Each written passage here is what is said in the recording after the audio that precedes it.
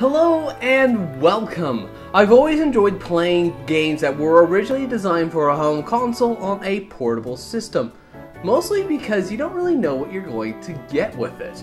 Some games just take the title and basic concepts from the original game and make the rest of the game completely unique upon itself, while other games try their very best to adapt what they can from the console games to make it work on whatever system they were told to make it for. So what would happen then if you had a game that both tried to be unique upon itself while keeping as much of the original game in it as possible? Well, that appears to be what happened when Konami decided to port Metal Gear Solid for the Game Boy Color?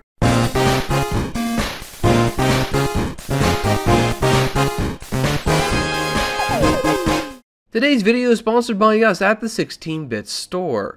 Organize and display your games and systems with our 3D printed display stands. They are designed and printed by us to fit your games and systems comfortably so they can be displayed beautifully.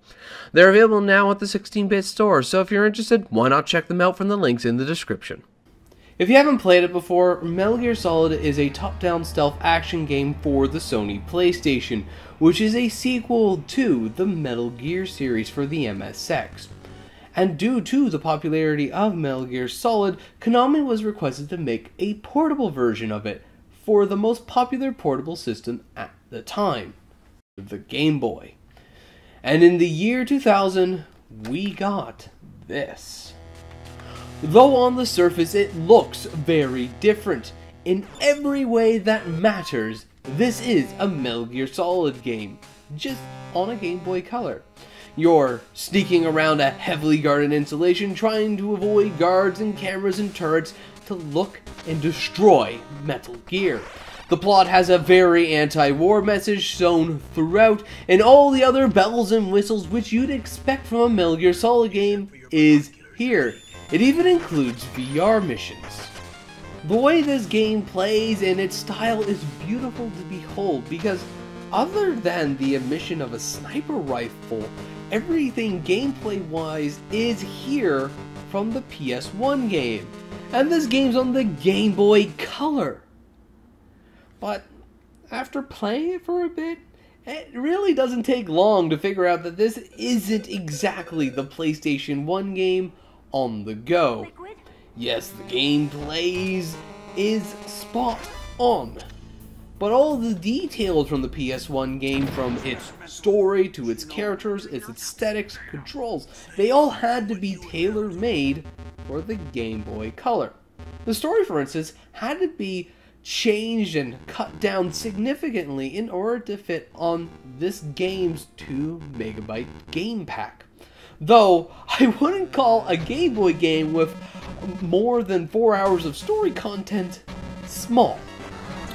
The changes in the story will range from being dramatically different to oddly familiar.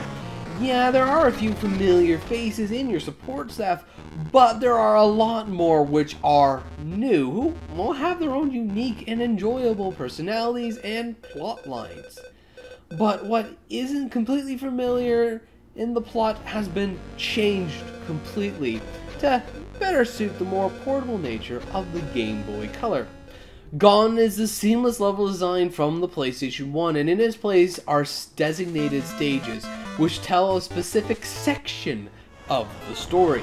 Some stages are just there for plot purposes, while others can go on for quite a while without a peep from the codec. Though the story is different, what is here isn't bad. It has its own unique voice with its own morals which it wants to tell. Though if you aren't a fan of lots of text, then you might have a hard time liking this game's plot. And with the changes to the plot, you also have a change in scenery. Gone is the snowy Alaskan night, and in is the warm daytime jungles of Africa. Though I do feel the Game Boy Color could probably pull off the Alaskan night. What is here is absolutely gorgeous. The colors are bright and colorful, and they just pop off the screen. The facilities are also beautifully designed and colorful too. The same goes for the enemies. Even though a character will only have a few pixels in its face, you'll never have to guess which way it's facing or what it's doing. I mean, even Snake, you can easily tell that his legs are crisscrossing over, even though it's, I think, a couple of pixels wide. If I was to complain about anything with the way this game looks, it would be the screen crunch. The tiny screen of the Game Boy Color is a bit too small for all the action that's going on. It's mostly to the player's favors, as taking an enemy off screen does make it a lot easier to sneak around, though it sadly does make boss encounters a bit difficult, since they can attack you off screen. But overall, Metal Gear Solid is a pretty good game, adapting what it could from the original PlayStation game while making a unique game which works well for the Game Boy Color. If this was a perfect world, I'll gladly say that this game should be in everyone's Game Boy collection. But we're not in a perfect world. And in the real world, where real money needs to be exchanged in order for people to get games, the unfortunate truth is, this game came out a little too late in the Game Boy's life cycle, not a lot of these were sold, and as a result, this game is just a little too pricey for me to recommend.